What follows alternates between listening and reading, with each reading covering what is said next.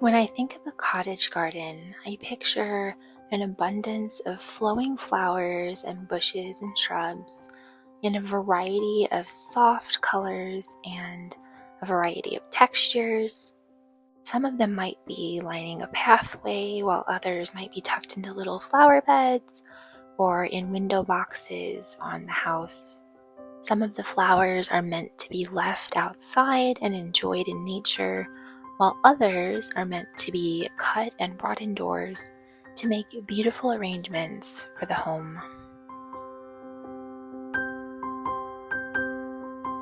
I always think of cottage gardens as being more flowing rather than structured. While there might be some organization to it, it really has more of a carefree, peaceful feel about it. It should be a beautiful place that leaves one feeling at ease and at peace. When we first moved into our home a number of years ago, our yard had exactly 2 trees and 1 bush, and that was between the front yard and the backyard combined. The only other landscaping was the ivy that was growing in the courtyard and was just one solid mass of ivy. We decided to get rid of that the very first year we were here. 1, because we wanted to be able to plant other things, and 2, we were afraid of spiders living there.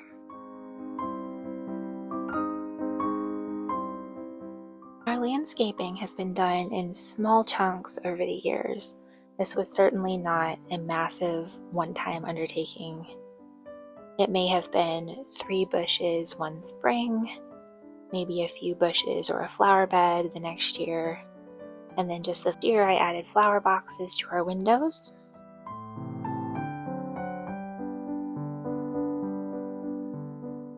So I thought it would be fun to give you a little tour of my cottage garden thus far. It's far from finished, but we have come so far since the 2 trees and 1 bush that we started with. And I'll show you some of the flowers I've chosen. I'll give you an update on how my front porch planters have filled in and my window boxes have filled in a bit. And I'll just take you for a walk around the yard.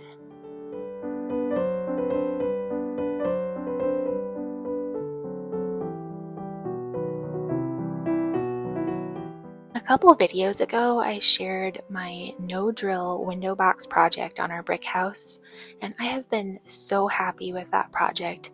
I'm so grateful I was able to do that, because every time I look at our house with the window boxes and the charm it adds, it just brings such a smile to my face and just joy in my heart to see all those flowers.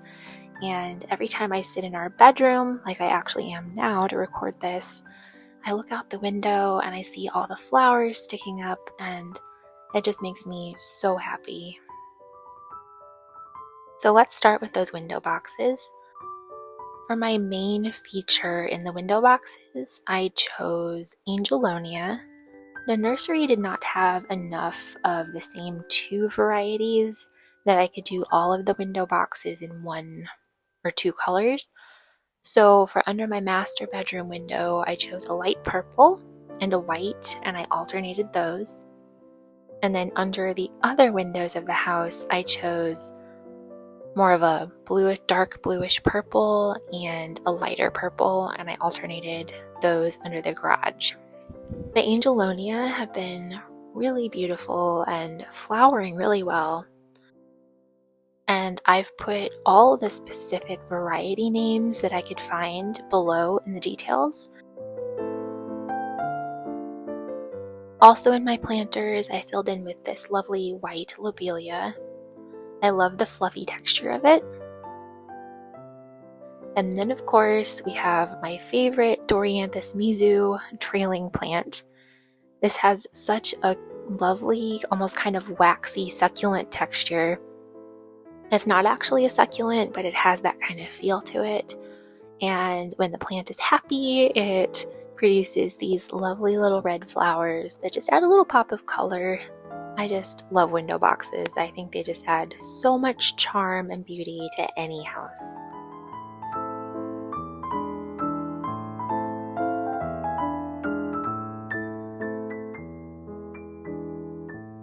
This is probably the most I have planted in this courtyard since living here.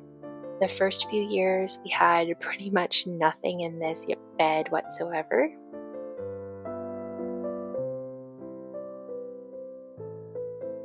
One of the bushes we have is a little Henry sweet spire, and it produces these beautiful, long, kind of fuzzy flowers, and it's not blooming right now, it's already past, but you can see just how lovely the little flowers are, and they just look really neat. We also have our peonies right in the middle of the bed. Now, I already cut all of them and brought them in a number of weeks ago, but here you can see just how lovely they looked when they were blooming, and I brought them all in to make an arrangement. I was so excited because this is our third year of having peonies here, and by far the most blooms I've had so far. I think the first year I got maybe like 3 blooms.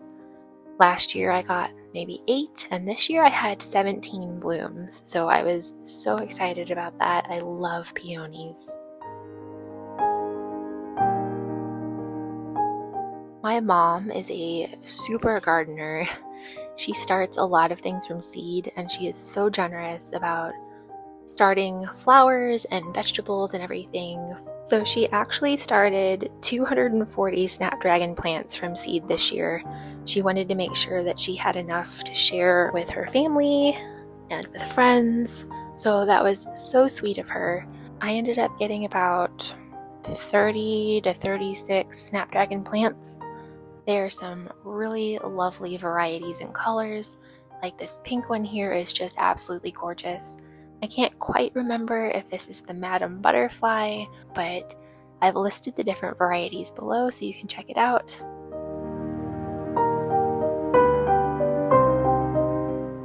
The yellow is also beautiful, and then we have a white in here as well. I planted the snapdragons all along the back of the main planting bed in the courtyard. So there are about 25 snapdragons against the wall back there.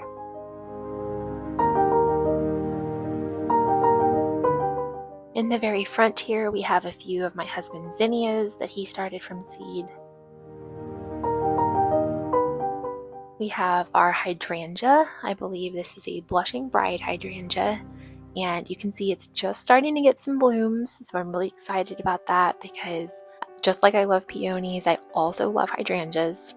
In fact, there's probably not a flower that I don't really like. Maybe marigolds. I'm not really a fan of marigolds. But this blushing bride hydrangea will turn a beautiful kind of creamy color, and then in the fall it turns more of a blush mauve color. Really pretty.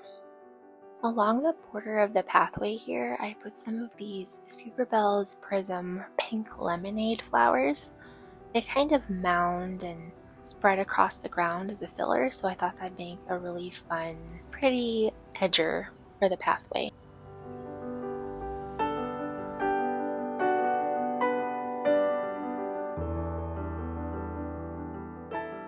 A few weeks ago when I was at the thrift store, I came across this beautiful cottage-style ceramic bird bath for only $10, and I thought it would just be perfect for my courtyard.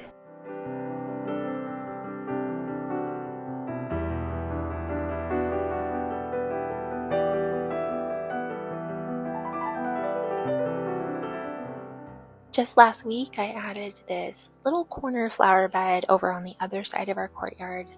I just needed a place to put kind of a hodgepodge of extra flowers I had, and that side of the courtyard didn't really have much. So I decided to make a little rounded off corner planter, and we have some rose bushes. I have some extra snapdragons in the back here.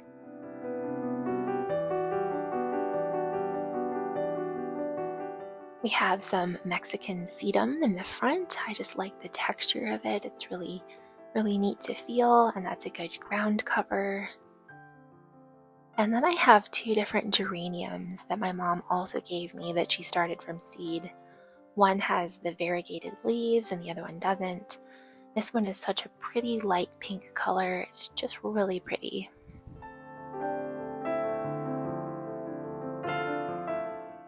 My little spiky plants over here, I think it's Veronica maybe, but they are starting to rebloom, which makes me super happy because the flowers had died off and they didn't have any flowers for a few weeks.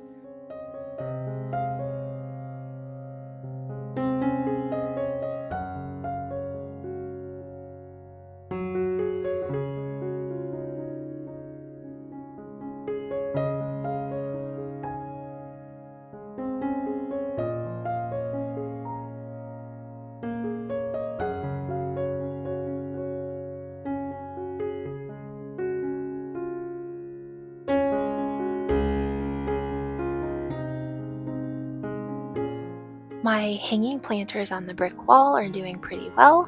They've really filled in.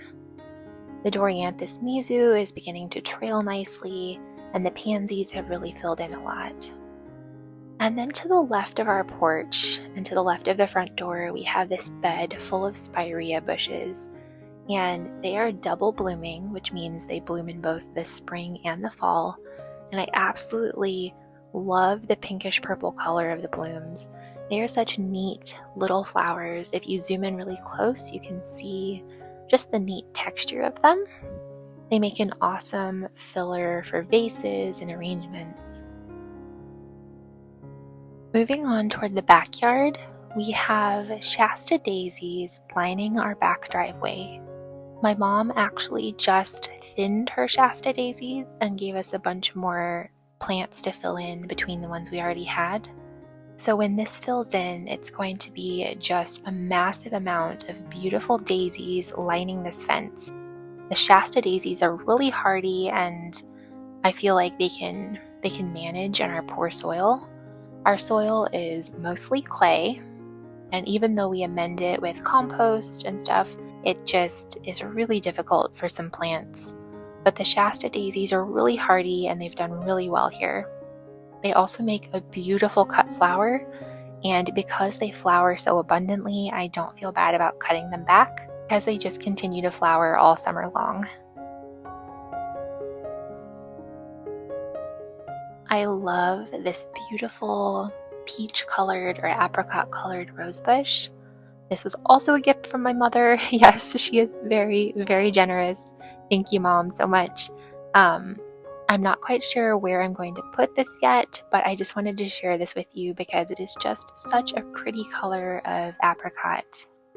My mom has some really beautiful roses growing up a trellis in her backyard, and if I can get over there sometime soon, and if it's okay with her, I'll share those with you because they're just really pretty, and she has some really pretty wrought iron trellises as well. Our back patio is basically anything goes when it comes to flowers. And by patio, it's really just a concrete slab. Maybe someday in the future we'll do something a little nicer. But this is the area where I let the kids pick out whatever appeals to them, whatever they think is pretty at the nursery or the hardware store, wherever we got our flowers. And then they help to pot them all up. They help to care for them over the summer and to water them.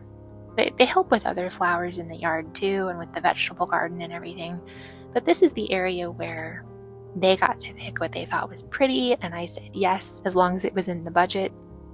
We didn't try to coordinate. We didn't try to plan anything out. We just picked what they liked and potted it all up together and had fun with it.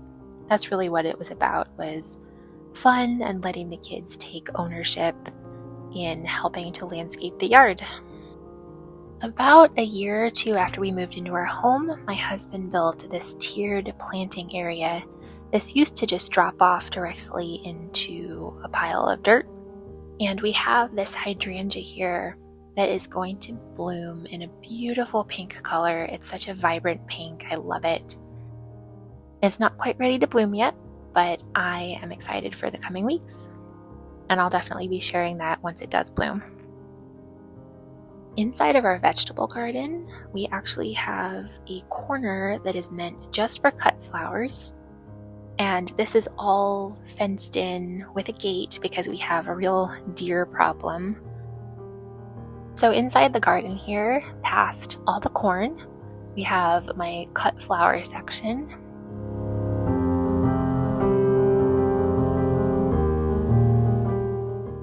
have some English lavender here, which makes a nice addition to arrangements, and I also plan to dry some of it.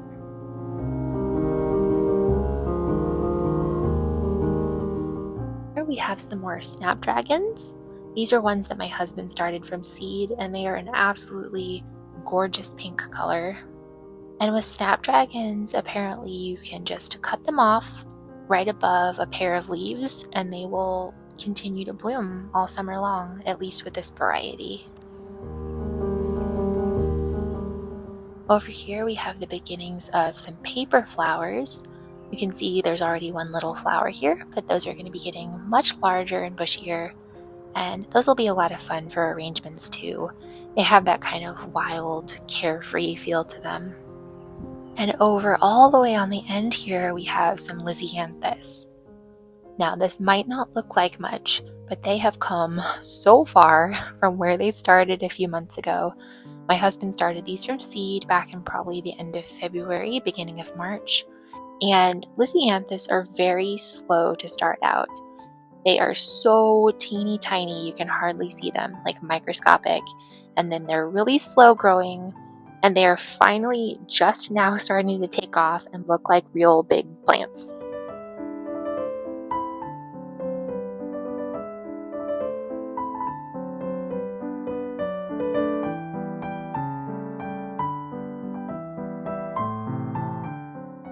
Thank you so much for joining me on my little cottage garden tour. I hope you enjoyed it. Please be sure to subscribe for more cottage living, and I'll see you next time. Thanks for watching.